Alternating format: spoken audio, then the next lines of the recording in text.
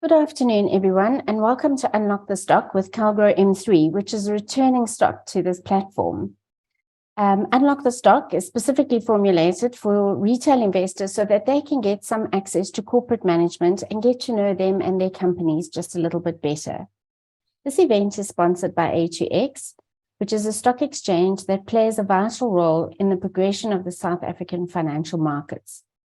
A2X is the second largest stock exchange in Africa, as measured by market capitalization, with 129 securities listed on the platform, including 27 top 40 stocks with a combined market capitalization of 9 trillion rand. There's no cost, risk, or additional regulation for a secondary listing on A2X, and it provides an issuer's investors with the opportunity to save money. The team at A2X is proud to be partnering with Unlock the Stock. Just as this platform unlocks value through insights and key analysis, A2X unlocks value for the stocks listed on the platform and helps to drive their market forward. This platform wouldn't be possible without our technology partners, Lumi Global, and their website is lumiglobal.com, and you can visit it to find out more about their various AGM and investor presentation solutions. Our host today will be the finance ghost and Mark Tobin from Coffee Microcaps, and they'll be facilitating the Q&A session at the end of the presentation. So just before we commence, a couple of housekeeping rules. Calgro M3 will provide an overview of the group through a presentation. Afterwards, you can post your questions into the chat function at the bottom of your screen. The event is being recorded and is available on our Unlock the Stock YouTube channel. So please just remember to subscribe to that channel if you want to be kept abreast. We would like to welcome Wikus Lategan and Sari Naka, who is the CEO and FD of Calgro. They are also joined by Valdi Joubert, who's the MD of the Memorial Parks business. Before I hand over to Wikus and Sari, we're going to watch a quick video from Calgro. So Andre, would you share and run the video, please?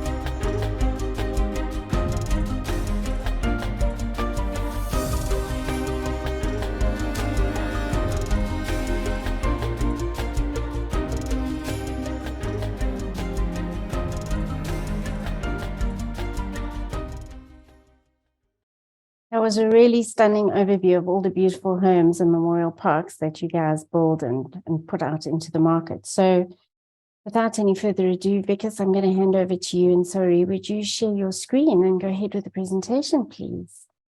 Okay. Welcome everyone. Thanks Vanessa for the introduction. It's a great pleasure today to be here in front of all of you today. I hope that we can share some insights as to what Calgro is, what Calgro stands for, as well as the financial performance for the last 12 months.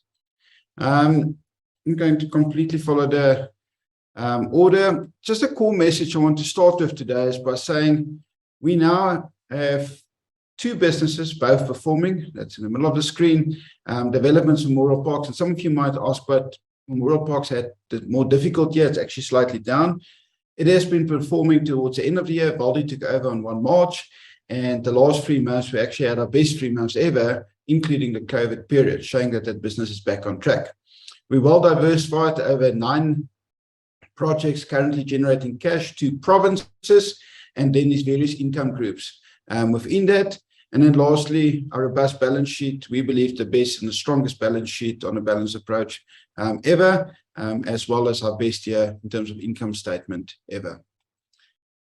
Maybe just quickly high level the numbers. So we've handed over 3,186 units or apartments during the course of the year in revenue. That gave rise to a 15.4% revenue increase, which in return gave rise to an uptick in our GP margin of 2.2% to 23.5%.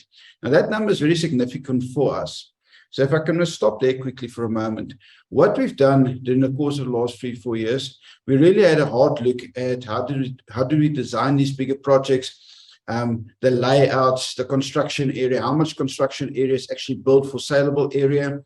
And the team's done a lot of work on it, and through that, last year we've increased our densities in our projects. We increased our pipeline without any further land cost or infrastructure cost, with nearly 2,500 opportunities, and then the last year with another 1,600 opportunities.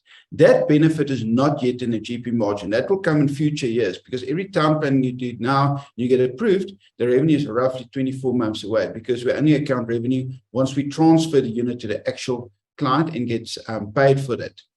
The benefit you're currently seeing is we've done a lot of work in our block design, and in the past, and you'll see generally developers built somewhere between 25 and 30% in terms of walkways, staircases, dry yards, refuse yards, and all the free-flowing areas. We've now got it down to 20%, and in some cases even close on 15%. Now the benefit of that is that you build so much less total construction area for the same sellable area. And in fact, that benefit, that financial benefit, that's where a lot of this GP margin come from, gave rise to a saving. And what we've then said is over the last 2 years, you'd have seen that we kept our sales prices fairly consistent. So we gave a lot back through to the client, and that's why we believe our sales stats are still up, value for money. We also increased the specification in these units. Our units, or our houses selling in 4 ways for 3.5 million rand, got exactly the same kitchens, court stops, black light, modern light fittings, water saving, mixer taps, basins, all of that's the same. Under-counter stove, gas stoves. So all of that benefit, again, give rise to the benefit goes to the client, but the banks also have a benefit in this equity in the bonds from day one, because if we sell a product for 599,000 rand, the market value is most probably somewhere between 10 and 50% higher than that. So there's equity, and hence why they're giving 100% end-user bonds to our clients. And then we take a bit for ourselves, and that's this uptick in the GP margin you're seeing now. We also then contained our administrative expenses to lessen our revenue growth at 14.1%. And all of this gave rise basically to a combined, our highest ever profit after tax of 186 million rand and a headline and earnings number of 1.53 rand. We then further to that looked at the cash flow cycle and the sustainability of the business, and we started units throughout the year. Because the business is performing well for the last 2 years already, we had the ability to not start all the units in February, March, and then effectively have this wheel that transfers in August and transfers in February. We've got this very lumpiness. We're now starting units on a consistent basis. Now, it's not as smooth as it should be yet, but we believe that the next 12 months will be a lot smoother than it's ever been. And then the 12 months after that should be very, very smooth. We literally have transfers on a monthly basis. That from a risk perspective, even if there's stoppages, even if there's challenges, there's consistent monthly cash flow coming in. So the deep investment cycle, as well as the lumpiness through that, has been traded out. So there's 2,719 units under construction, but the benefit in that is this is a lot of these units, 800 of these units was basically completed at the year end. A lot transferred March, April, May, and will continue to transfer through June and almost every month. Even though we've done that, we've got a lot more. You'll see that our construction contract number, due to that, grew quite significantly. We still generated positive cash from operations. We also increased our return on equity to 19.3%. And then we utilized a lot of money to reduce our debt even further. So our trade and other payables is down 14.6% to 360.5 million. And then our net interest-bearing debt is at a 7-year low of 0.62.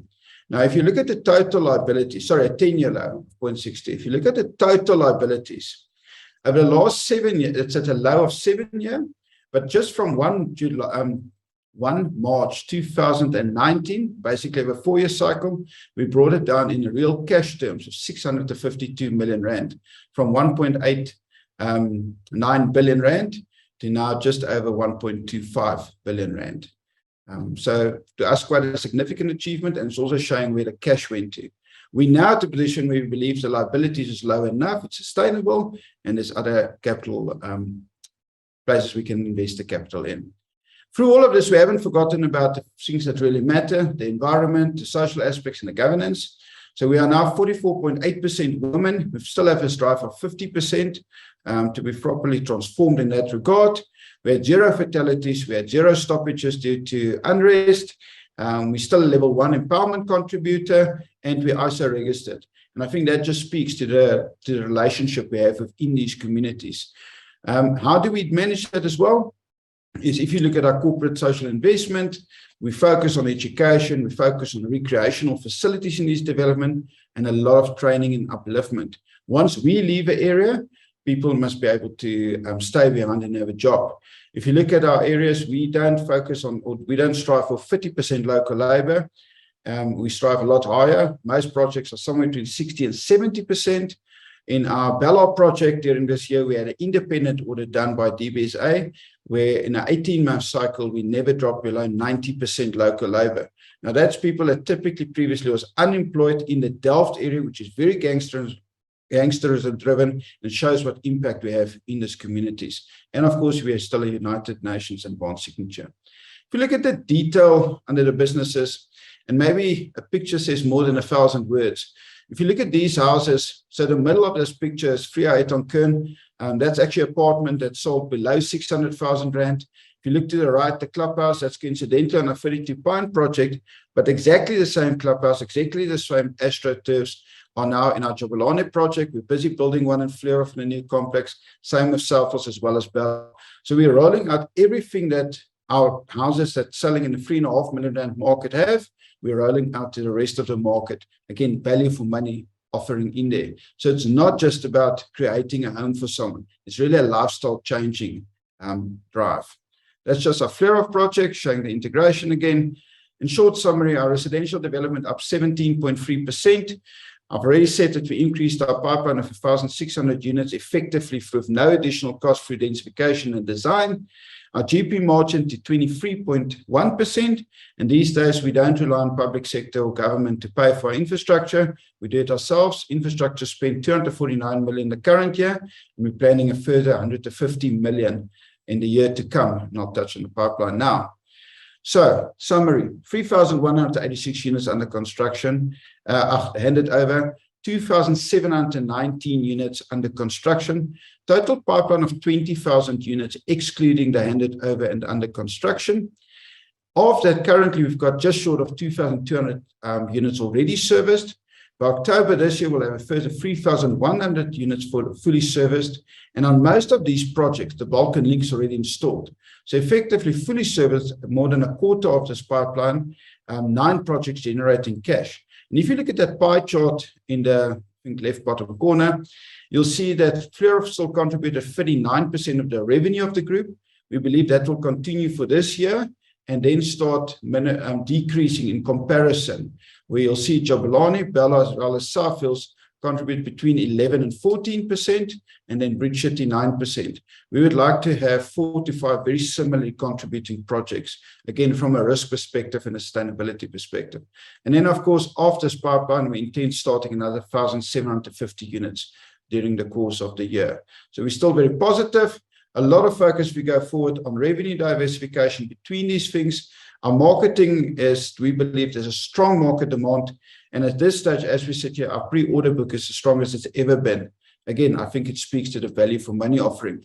The picture on your right, you would have seen the same Facebook. So that is 32 Pine behind Cedar Square Mall. 3.5 million and upwards. The same Facebook you'll see in our affordable homes, light fittings, off-shutter concrete ceilings, same balustrades on the staircases. So really, whatever we do here, we do in the lower end of the market for the lifestyle.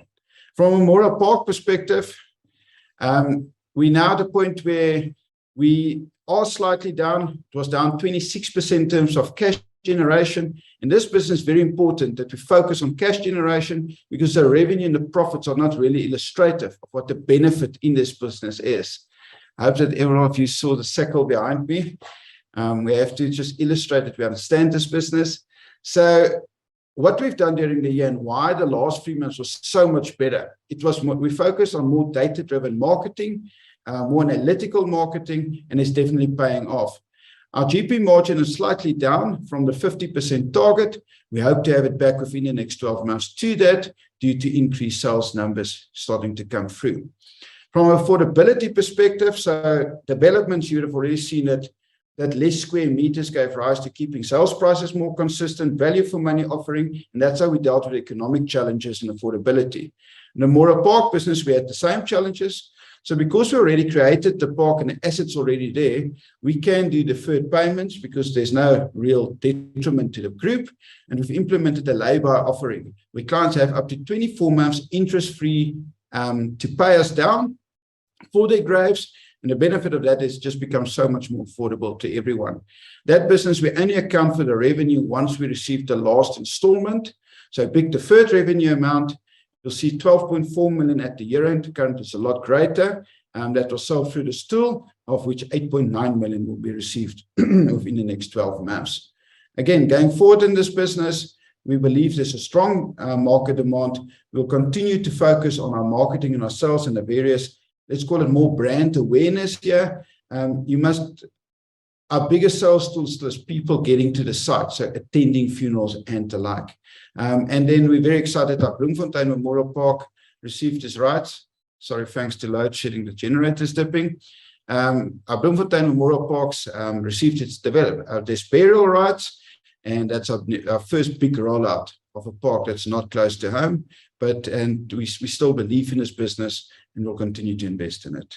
And then this business also acts as a technology hub for the greater group, where we're testing all the sales and everything platforms, which we then roll out to our development business in a smaller scale. I'll hand over to Siri. Thanks, Wikus, and thanks everyone for joining us today. I'm going to quickly go through the financial summary for the 2023 financial year end. Wikus has touched on a few of the key metrics, but the two that we do report on and track quite closely is our revenue and earnings per share movements. Revenue is up to 1.5 billion rand from 1.3 billion in the previous year, with earnings per share increasing to 153 cents from 108 cents in the previous financial year. This has been one of the strongest financial performance years for the group since its inception. And as we go through the financial statements, you'll see we are in quite a strong income statement and balance sheet position for the year. I'm going to start with the statement of cash flow. Now, normally we do say that our statement of cash flow tracks very closely to our statement of comprehensive income. However, in the current year, we do see a bit of a decrease in that cash generated from operations number from 228 million to 86.6 million. The main driving factor for that was the increase in the construction contracts number. So that's just an increase in the investment in the units in the year, as well as just in infrastructure. And that stems from those 2,700 units that were in construction at the end of the year. And they were at a quite advanced stage of completion. So there's quite a bit of money in the ground at the end of the financial year, with some of that now really starting to transfer subsequent to the end of the financial year. In finance cost paid has increased from 82 million to 90 million rand. That's as a result of an increase in our interest rates, as well as just the increase in our borrowings number. which I'll touch on as we go through the statement of cash flow, which resulted in the net cash generated from operating activities moving from 129 million the previous year to 2 million rand in the current year. Looking further down the statement of cash flow, our proceeds from borrowings was increased to 230 million this year. So we've raised 230 million of debt. However, within that balance, we did refinance a bond from one of our debt providers, which came up for maturity this year. And capital repayments for the year was 194.8 million rand, leaving us with a balance at the end of the year of 172.6 million rand. Now, the group still had its overdraft facilities that are available of 100 million rand at the end of the year, as well as the OPEC or DFC facility of $20 million, which remained undrawn at the end of the financial year. Looking at the segmental revenue contribution, revenue increased by 15.4%, with 98% of that revenue really coming from our residential property development business, with as a result of that diversification in revenue that Wikus mentioned earlier. It's good to note that a lot of our revenue this year was generated from our open market units. That includes some of the partially subsidized units as well as fully open market units. That was about 54% of the revenue. Memorial Parks decreased by 32% as a result of that affordability concerns which we had in the year. However, the lay-by offering has shown to pick up revenue towards the end of the year. So we are quite optimistic on that going forward. Looking further down the statement of comprehensive income, our gross profit percentage increased to 23.5%. That's well within that target range that we've mentioned before of 20 to 25%. With profit after tax at an all-time high for the group at 186 million rand.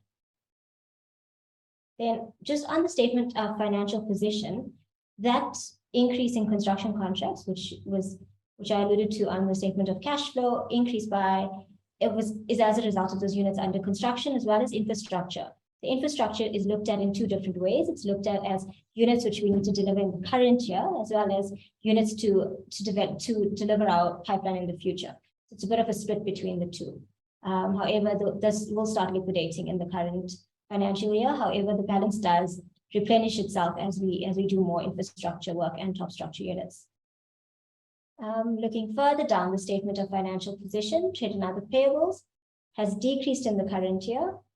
40 million rand of that was as a result of payments to deferred land arrangements. So we had a few of those in trade and other payables. There's very little left.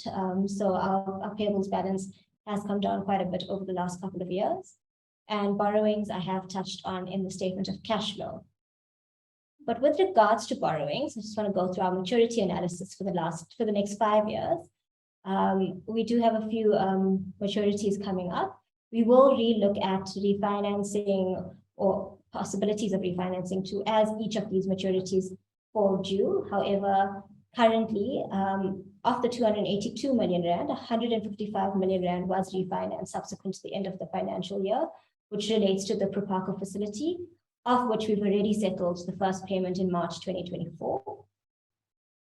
And then finally, just on our covenants, in the past, we've mentioned our net debt to equity targets. We are well below that 0.75 target of February 2024. The group is currently at 0.62. As we relook at our working capital requirements and the maturities that fall due in the next year, that number might increase, but we don't anticipate it increasing above that 0.75 target. And then the debt service cover ratio, which is our other covenant, is well within its regulated covenant level at 1.61. Thanks. Wikus will carry on. Okay, thanks, Henry. I think a picture says, again, more than 1,000 words. This was at our Jabulani launch, and I think that happiness of that child in the picture, showing, running around, enjoying the sports facilities, enjoying the outdoor living. Although it's still apartment living, it's outdoor living, it's lifestyle based. And that's what we're trying to achieve. Nelson Mandela said it's in your hands, and he referred to also Africans. We as Calgro believe it's in our hands to create a better future, a better world for our children and the rest of South Africa. And we make such a big impact in terms of housing, where housing is not only, as I said, about a roof out your head. It's about job creation, about training, it's about upliftment. It's really making impactful changes in these communities we operate in. We operate in Kraaifontein, Delft area, Ballard, Jobalani, the heart of Soweto, where really the impact is needed. And that's what we stand for. So in summary, how do we see the business going forward? Focused diversification. We've got a pipeline of 18 billion rand, 15.9 billion for the development business, a further 2.2 for the Memorial Park business, across these various projects, across these various income categories and groups, where we can very late in the cycle decide who we sell to in a very well diversified income base. We believe in the growth and sustainability. Remember, we also still have Frankenwald coming, which is another 50,000 users on the doorstep, bringing affordable quality homes to the doorstep of Sandton, which is a very big thing for us. We still believe in Memorial Parks, although the last year's performance was slightly down. We believe in the labour offering, as the sales are proving to track very nicely. It's still picking up even post the year end. And we believe that the impact this business can make, again, is servicing a dignified burial space is so important.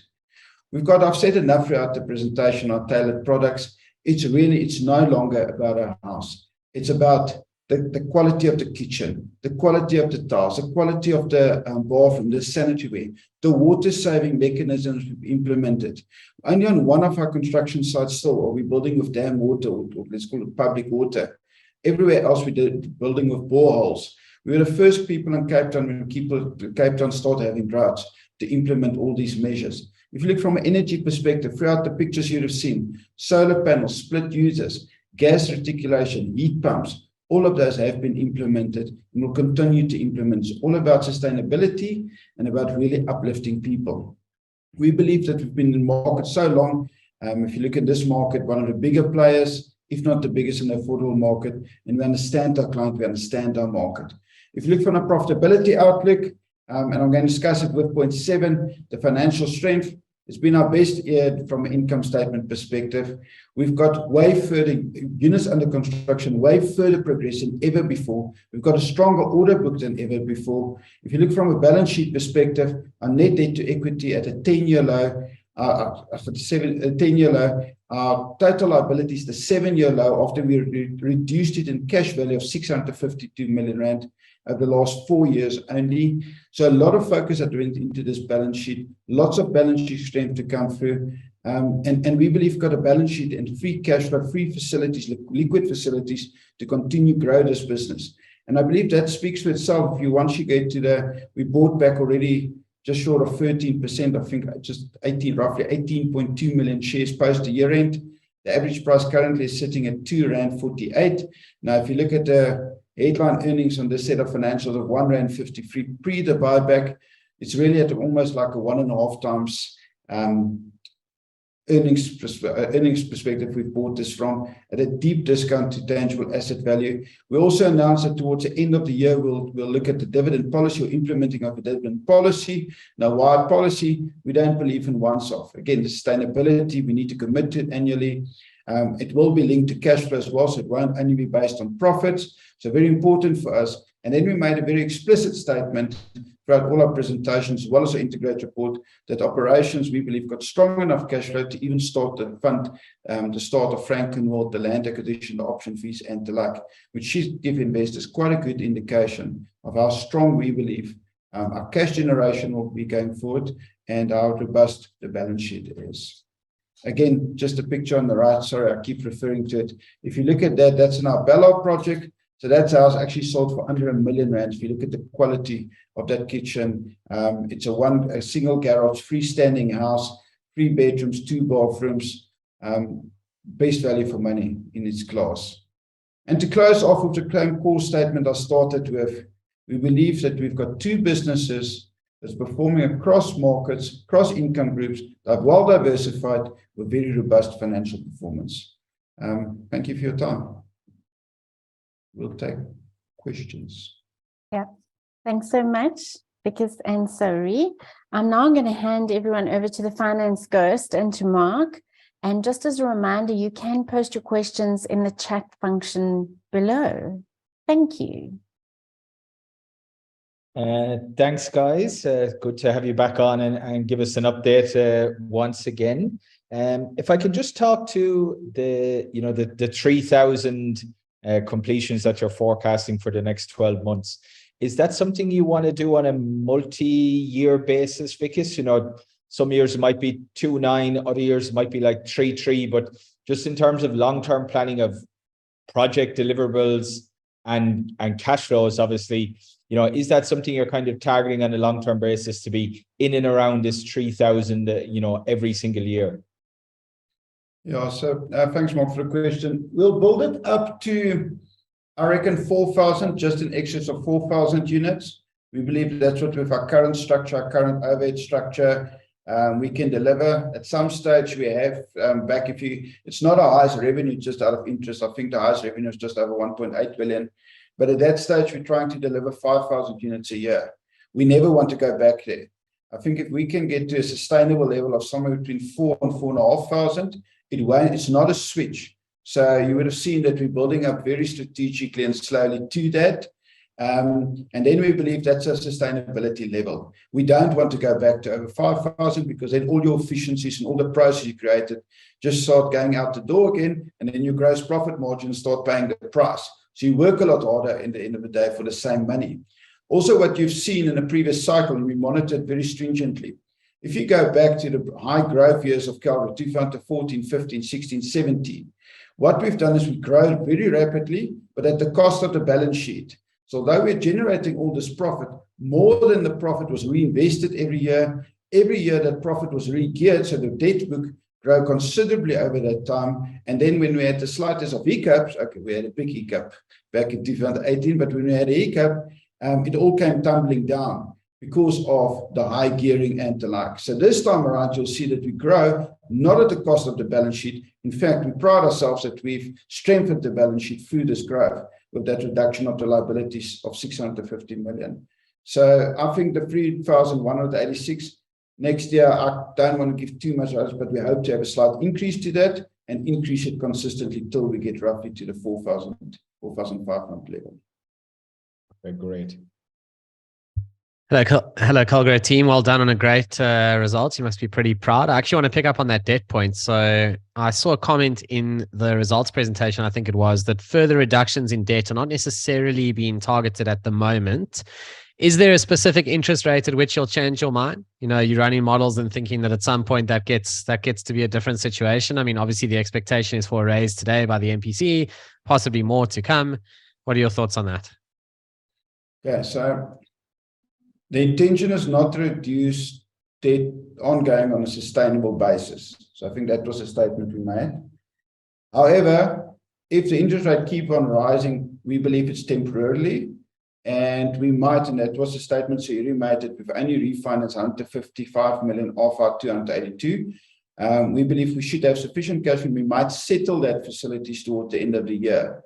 But we will then go and re-gear that at a later stage, because you also don't want to strangle the balance sheet, so that you really can't grow, and you also always want sufficient cash flows from when things go wrong, when there's issues. This is a property sector. There will always be things, unforeseen things. So to answer it, towards the end of the year, especially if interest rates keep rising, we will reduce the debt further, but then we'll take it back to the current level. So I think the statement is more relating to the long-term view, that the long-term view is not to further reduce debt. I've got one here. I think maybe, I don't know, Wikus or Surrey, whoever wants to take it. It's around the business model for memorial parks, and it might be good if we use the new Bloemfontein Park as a kind of an example. So the question is, you know, once all the graves in a particular memorial park are sold, how does Calgro earn revenue to offset, you know, the continuing costs of maintenance and upkeep of a memorial park? So maybe if we unpack the business model of, you know, just getting Bloemfontein up and running, and, you know, how that then pans out over the lifetime of the asset. Okay, so you'll see, sorry, I'll stop unless you want to go. So not only towards Bloemfontein, I think all our memorial parks, you'll see that currently under our assets, there's other financial assets. So that's actually investments, which we're building up. And then you'll see under the trade creditors, there's a liability. I think it's currently sitting at roughly 40 million rand, which is a future liability. So we are making provisions. So effectively, we're taking a part of the income We investing it. So this stage, part of it is in theory invested separate, and part of it is vested in the greater group because we believe we can generate a good return. At this stage, through the development phase and through the sales phase, the group is paying. In theory, we can draw from that fund we're busy setting up for the maintenance and the ongoing maintenance for the grapes already sold. We're not doing that. We're paying for all those expenses, and then we're building up an asset as well as a liability that will cater for the future maintenance. So there's no real risk to the Calgro balance sheet. It's already on there. So the annuity income from that fund will fund the maintenance into perpetuity, so to speak. Yeah, so you're taking a portion of the current revenue, setting it aside for ongoing expenses well into the future.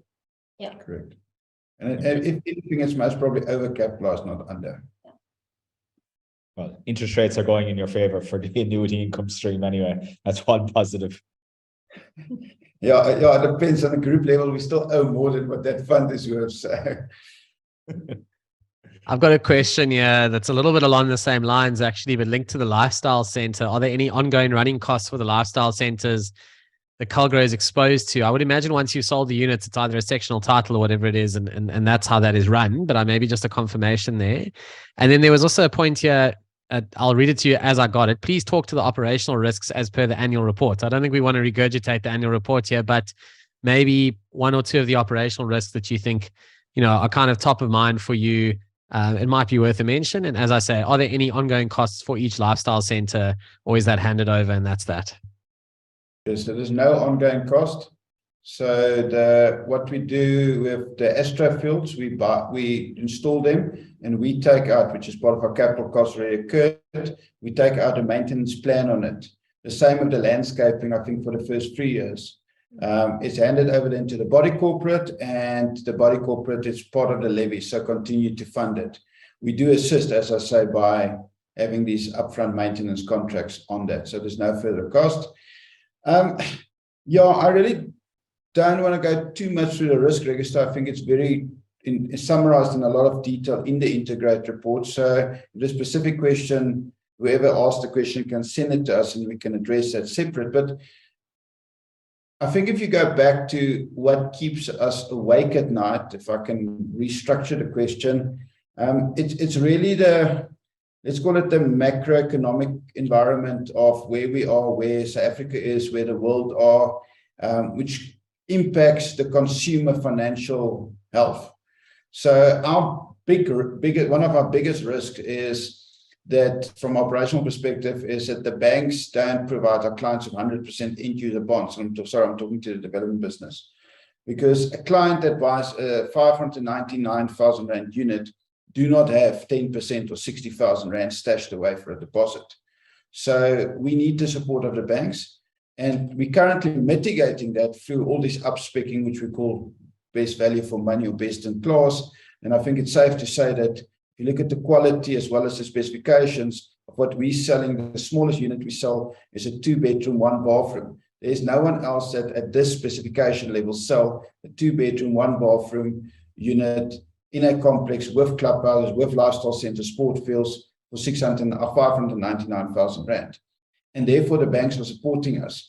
At this stage, we have support, so we measure that, and it's so top of mind. I actually get the statistics daily to say how much did we sell, how much was converted to bonds, what's the interest rates to the client, because that's also flags.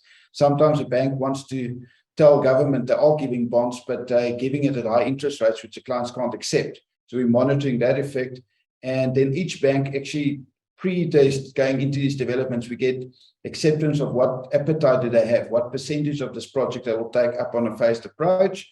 It's renewed annually, and at this stage we're quite far above 100% still, as well as that's the 4 major banks. We exclude Investec, they don't really borrow to our clients. And then we still have Old Mutual Fund, we still have SA Home Loans, and that's on top of, just as a safeguard. So what keeps me awake at night? Affordability and the health, the financial well-being of the consumer. Because even in our Memorial Park business, that's why we implemented this labor offering to make it more affordable, more attractive. But there is a point in time where people just cannot afford it. So yeah, I think that's the single biggest risk. Yeah, I was going to say one of my questions, sorry, Mark, was going to be around, we've seen SA Taxi capitulate in the last year. And there's probably a bit of investor nervousness around, shall we say, this end of the market. Now, obviously, there's no comparison between Calgro M3 and SA Taxi other than, the end client is effectively the same person, but even then not quite, because SA Taxi's clients are the operators. Your clients are people actually buying the home. So it's good to know what the sort of top of mind risk is. And, to what extent are people at this end of the market actually sheltered from those ongoing interest rate increases? I mean, at some point, there's got to be a worry there. Do the banks just keep giving really, really strong rates there? Is there a point at which you become particularly worried, or are you sort of tracking and seeing how it goes on an ongoing basis? Yeah, so at this point, I think because of a lot of work we've done in terms of product offering again, as well as brand awareness and what we stand for and our values and how we interact with our clients, how we deal with our client service. And don't get me wrong, every now and then we do make mistakes on quality. If you hand over this amount of houses, it's unavoidable that there will be mistakes. But how quickly we deal with it afterwards and try and compensate the clients, get it fixed. I think that's created a lot of brand value for us.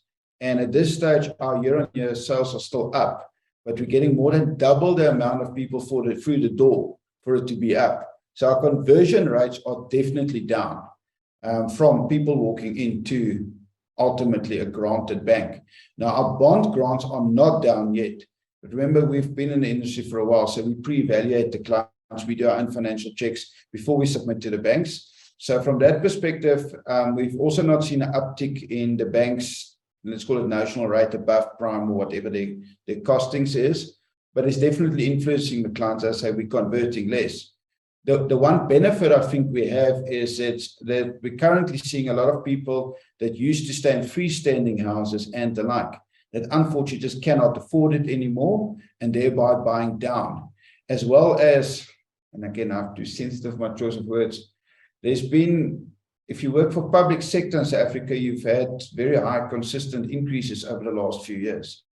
And people that generally previously would have rented because they earned too little to qualify for a bond, now actually qualifies. And then you must also look at where the Calgro core product is. And I think there we somewhat shielded just because the market is so big. So if we say 600,000 Rand is our core focus, and we're actually in our Southwest and Scottsdale development, we've got our units selling for less than that at the same specification level. But if you take 600,000, which is roughly our core point, your bond installment over 20 years, your total cost of your house, even at the current interest rates, are roughly just over 6,000 Rand a month. So if you go by the old set of rules of 50% of 1/3, that effectively gives you a total combined household income of 18,000 Rand, or just under 20,000. And if you look at who qualifies for that, especially if you look at family income, if you're a driver, these days you earn somewhere between 9,000 and 12,000 Rand, and your spouse is a teacher, a policeman, even a normal policeman, a nurse, they earn somewhere between 10,000 and 15,000 Rand. That income is more than sufficient to cater for these bonds. And if you look at how broad and how big the market is in people doing those type of jobs, even your blue-collar factory workers these days, maybe not your laborers if you look at the minimum wage, but very little of the industry, because the minimum wage is not really industry regulated. Most industries got bargaining bodies, and you very hardly find that people earn less than somewhere between 8,000 and 9,000 these days. And on a combined household income, if you've got two of those spouses, they actually qualify. So I think we shield it a lot through the size of the market, but it is definitely more difficult.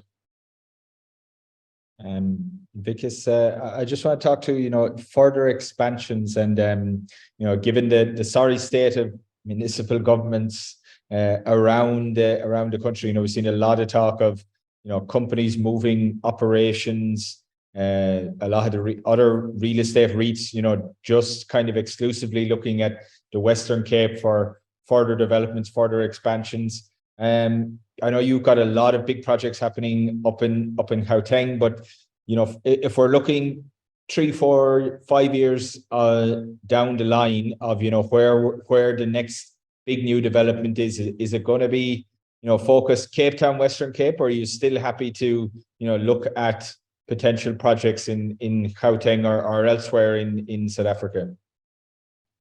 Yeah, so our focus is Gauteng and more specifically Johannesburg and surround, and Western Cape, and then more specifically Cape Town and surrounds. And that's just out of, again, we don't want to diversify to a point where we can't have controls and efficiencies, and the management teams can't travel to these projects regularly. We currently, I'm not as convinced as that the Western Cape is doing so much of a better job, and I might step on toes now. The Western Cape, when we did run our Ballard development, the only way we could sewer is we had to upgrade the falling down Belleville sewer station. So let's just keep that in mind. The Western Cape also have big issues with water lines, old water infrastructure, more sewer infrastructure, especially stormwater infrastructure. So I think due to budget constraints, that also haven't received the maintenance it should have. And the more people semi-grade there, the more pressures on the infrastructure, and the more we're also going to start seeing that failing. I think if we look from however, sorry, there's a big market, so we'll continue to operate there. We're very comfortable. If you look at Gauteng, there's actually still a lot of economic activity in Gauteng. And there's a lot of there's a lot of clients. And I think the reality is, up to some point, people can semi-grade to the Western Cape, but the whole South Africa can't move to the Western Cape. And there's currently actually a lot of infrastructure projects in Gauteng. And I think what I said earlier in the financial statement, when I went through that statement on developments, that we spent 249 million last year on infrastructure. We'll continue to spend another 150 this year. We're currently relying on our own balance sheet to install our own infrastructure and upgrade the infrastructures around our projects. So we don't see it as a risk. We rather see it as an opportunity where we've got a strong enough balance sheet to do that, where others can't, and again, making our projects more aspirational. If you look at the Frankenwald project, we're going to do a new connector road between Woodmead and Marlborough, basically the Gautrain station on Marlborough, which is so much of a needed line. But now again, that area becomes uplifted, there's shopping centers, it becomes an attractive value, an aspirational value to stay in our developments. So we don't see it as a big risk. Of course, electricity will continue to be a risk, and the continued talks on blackouts and the like. And I think the other reality is that on the electricity front, and again, I need to be careful, but I think no one knows, because you listen to one or read one article where people say it will enter at the end of the year. You read another article where people say it's got no chance. And then you look at reality, and we just think no one knows. We believe, from our perspective, that's the biggest risk, and we don't believe that load shedding is soon to stop. Definitely not close to the end of the year. Like, there's lots of speculation on. If I can just have a follow-on question. You mentioned Frankenwald there. We've got a question here, expected timelines to completion, maybe just I'm sure it's in a presentation somewhere, but for the benefit of the person asking the question, maybe just, give us a quick refresh of the kind of major dates or upcoming dates in the timeline of that project. So we received all our environmental approvals. We just received our urban development framework approval. So we are awaiting final town planning approval. We expect to have that towards the latter part of the year, most probably. It was supposed to be June, but it won't be. It's most probably August, September-ish. Then we'll start proclaiming, and then we'll start bulk infrastructure first quarter next year. And then it's 50,000 units. It's somewhere between 11 and 15 years completion. So the first 18 months is just a ramp up of infrastructure. Then you start top structures. If you go on equal 3,000 units just on that project, and we don't want concentration risk. So we most probably only go up to about 2,500 on that project and diversify between the rest. That's 10 years. So that's why I say most probably close on 15-year completion. But it's going really well. But a big 2024, you're going to be breaking ground in earnest, basically. Correct, yes. Maybe just a big benefit for the balance sheet on that project. And remember, this project is currently not on our balance sheet.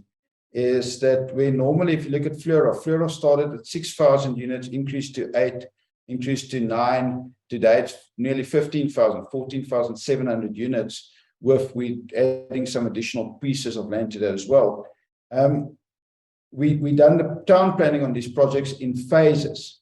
Frankenwald's the first project where, when we get our final rights, we'll have the full rights, the full environmental approval, all the approvals for the full 50,000 units.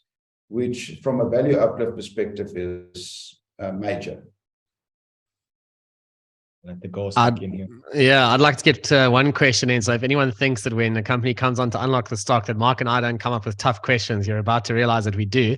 So this is my question that I want to ask, and it's actually been confirmed for me by the number of questions coming through about your core business rather than the memorial parks. I'd like to understand for investors, how do you want them to think about the memorial parks investment case alongside your core business? Because let's face it, it is a very small contributor at the moment. I think it gets almost as much airtime as your core business in terms of your imagery and the way you portray yourself. I suppose bears may argue, is it a distraction? You know, is it really a meaningful contributor? It's a tough question, but I think it's worth people understanding why are you guys so excited about it in the context of a core business that is now actually really working. Why would people want to be excited about that side as well? Okay, so risk. So if you look at your core business, you've now stabilized a lot of things. You've made your cash flow. We made our cash flow more consistent on a monthly basis, but it's still a very capital intensive business. And then you say, but what happens in the next, with the next black swan event in 10, 15 years from now? How do we keep the business going? And the way we think about memorial parks is really a risk mitigator from a cash flow perspective. And I made the comment earlier when I went through the memorial park slides. You cannot look at the profit contribution or the revenue contribution. You have to look at that cash contribution. Now, we've got a target for the medium term to try and get that cash contribution to cover the group administrative expenses. And if you exclude the funnies and the accruals on your administrative expense, that business at 47 million, 48 million actually covered just short of 70% of the admin expenses in the current year already. And we'd like to get our debt to a point where that business cash generation is enough for the administrative expenses as well as all our interest expenses. So if you've got a core business that's got no cash flow pressure from interest payments, and remember we've got no, sorry, just to clarify, Calgro's got no interest roll-ups. We service all our interest on a quarterly basis. We've got no secured debt. All our debt is unsecured debt capital markets or DFI debt, which puts equity holders in a much stronger position because you don't have this bank that have an asset worth 10 Rand and they go and sell it for 5 Rand on a fire sale basis just to recover their money. Everything is unsecured. But if you've got a core business that's got no interest pressure, no admin cost pressure, and that can take you for any bad cycle, we believe it's a very good risk mitigating tool. However, I'm going to put in a however, it is a question we ask ourselves regularly as well. So to say, if we can't get that business to a critical mass in the next 2 to 3 years, we might think about it differently. But at this stage, we see the business in a cash generation cycle. But as I say, then development is also way more stable now. So maybe that change in future. And you are right, Mr. Ghost, it's quite a difficult question. Sorry, one for you is actually one of my questions. I just want to understand the lay-by maturity of the book. Can you just refresh me, when that book started? I'm trying to get a sense of, when we get to the first full 24-month period, because then after that, every single month you should have customers, who are reaching their 24-month milestone. And, that starts bringing in cash and revenue and profits all into the accounts, on a consistent monthly basis. I'm just trying to figure out where we are in the maturity of that lay-by book. Can I just clarify something before we go? Just remember, it's up to 24 months. Yeah. So it's actually from 3 months to 24, and hence why we gave that guidance. After 12.4 million, the book started last year in July, but the first 2-3 months was slow. It really started getting momentum in October, November. So after 12.4, 8.9 will come in the current year. So most of it is actually shorter term. Okay, so they have options. It's not a standard 24-month contract. You can choose 3, 6, 12, 24, I'm guessing. Yeah, so I think you'll get the full impact of that towards the second half of this year, where it will actually reach that 12-month cycle. And we'll see the Memorial Parks income statement almost catching up with that. Because once you get to the 12-month cycle, that revenue will start kicking in for all those transactions that we've been inherently deferring for that 12-month period. Yeah. That's how I wanted to get to. Okay, yeah. So it's we can say kind of October, November this year we're going to hit that kind of 12-month milestone in earnest. Yeah. I'm going to try to squeeze one more in, and then I have no doubt Vanessa's face is going to appear on that video and tell us we're out of time. And my question is this. So obviously one of the other construction companies on the JSE, operating in a different space in the market, they're doing fiber. They've got a buy-to-let portfolio. I'm quite worried about the fact that they are helping buy-to-let investors by doing rental guarantees, but maybe that's just my view. From your perspective, is there follow-on opportunity for any kind of passive income from these projects? Is Calgro fiber a thing? I mean, in some ways it's a ridiculous question, but you can dream a little. Is this the kind of stuff you can think about in years to come, realistically? We specifically try not to get involved in those type of things. So your earlier question, core or distraction. So I don't want to comment on the other listed company. They can comment for themselves. In our business, when we done that rental book, we realized that sometimes you must be very careful what the capital investment is versus capital return, but you must be way more careful what the time investment is and the human capital investment versus a return on that. And if you look at those, margins are so small. And what we're saying, so we also have fiber in our developments, we also have all these prepaid meters. We're rather giving that benefit directly back to the client. So what we're telling our suppliers is, and we're dealing actually with dark fiber direct on that, is to say if a fiber package should cost 400 Rand a month, rather charge our client 350 and give them the benefit of that extra 50 Rand, or give free connections to these lifestyle centers and the like, which is also happening, where there's free Wi-Fi in certain areas, give the benefit back through that. Then we're trying to make X amount of 50 Rands, which is not core to our business and just a distraction.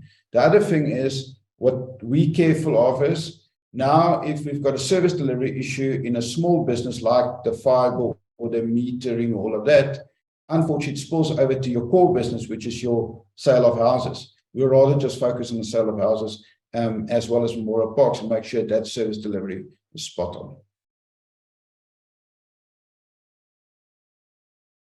Just checking if I got any others. No, I don't have any further questions. So Vanessa, I think we're coming up on time. Yeah, I think we can wrap it up, I think.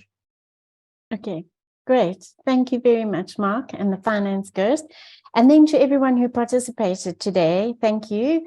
And to Wikus, Sori, and to Valdi, thanks so much for giving up your time. As a reminder, this is being recorded and is available on our YouTube channel, so please look out for that. And then the next session is on Thursday, the 22nd of June, where you'll hear from two returning companies again, Teresa and Attack. And please look out for that invitation, which we'll be sending out. Thank you very much, everyone. Goodbye. Thank you, everyone. Thanks for the opportunity. Bye-bye.